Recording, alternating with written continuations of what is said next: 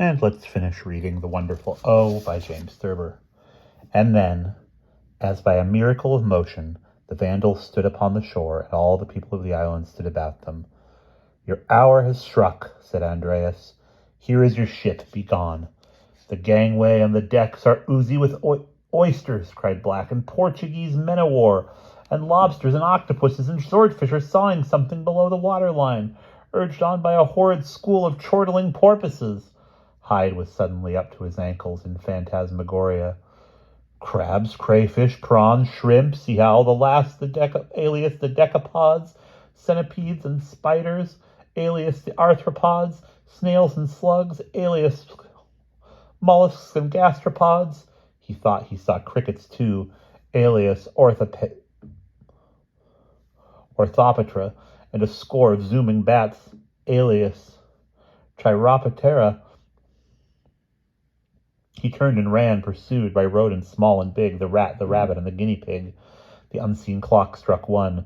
The mouse is running down the clock. I see him run," said little Jack, and all the crew saw things that weren't there as they clambered aboard the ship and set her gloomy sails and headed slowly out to sea. And then, beyond the far horizon, the great storms began to rage and roar.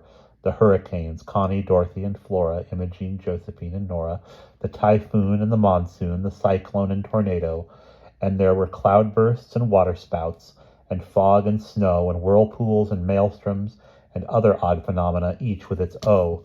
The night came on, and in the light of lightning there were those on shore who saw, or thought they saw, the head of the giant Orion rising out of the sea, and there were those on shore who saw, or thought they saw, the vengeful ships of the great explorers, Columbus, De Soto, Cortez, and Balboa, and all of the others since Jason and since Noah. No word was ever heard of Black or Little Jack again, or Strag or Strug, or any of their men. A broken spar was washed upon the shore one day, and one black glove, but that was all. The outlawed lawyer Hyde, looking for a loophole in the law through which he might escape, was caught in one whose O collapsed and buried him beneath its wreckage. And as he fell, he heard another O sounded by an old owl in a mossy oak, a little like an oboe obligato.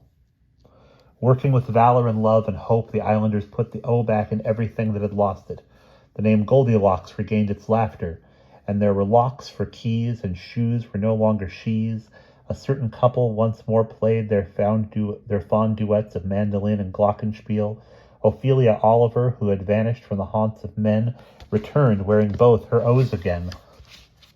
Otto Ott could say his name without a stammer, and dignity returned to human speech and English grammar. Once more a man could say boo to a goose and tell the difference between to lose and too loose. Every family had again a roof and a floor, and the head of the house could say in English as before, "Someone open or close the door." Towers rose up again and fountains sparkled. In the spring the robin and the oriole returned. The crows were loud in caucus, and the whippoorwill sang once again at night. The wounds that Black and Little Jack had made were healed by morning glories, columbine and clover, and a spreading comforter of crocuses.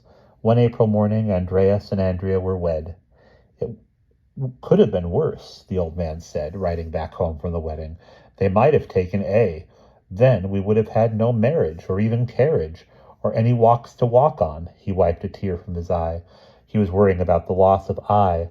If I had been forbidden, when he came upon the lovers in a garden, what would have happened, he asked them both, without invisibility? "Or, for the matter of that," said Andreas, "invincible."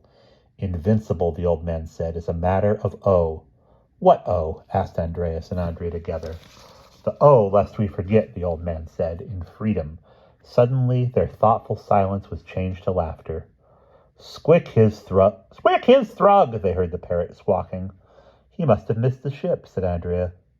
"And now he has the freedom of speech. And now he has the freedom of screech," said Andreas. And they took the green parrot into their cottage, and in the end he was squawking, "Watch the sea!" And whenever they heard this warning and alarm, the islanders sprang to their ramparts and their towers, and scanned the sea for sinister ships with sinister sails. For many years went by, and then one day a very old man with a long white beard stood at the base of a towering shaft of marble, surmounted high up in the sky with a single letter of the alphabet that glowed and gleamed and glittered in every light and weather. "What a strange statue!" a little boy cried. "A statue of a circle." "What a strange monument!" a little girl laughed. "A monument to zero." The old man sighed and scratched his head and thought, and then he said, "It has a curious and wondrous history." "Was it a battle, and did we win?" the children cried. The old man shook his head and sighed. "I'm not as young as I used to be, and the years gone by are a mystery, but 'twas a famous victory. The sun went down, and its golden glow lighted with fire the wondrous O." And that's the end.